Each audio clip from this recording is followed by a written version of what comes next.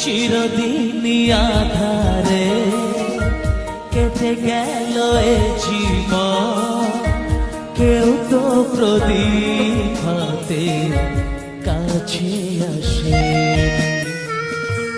দূর থেকে দেখেছি পূর্ণিমা রাত আমি, কখনো আমার ঘরে জ্যোৎস্না ফোটেনি।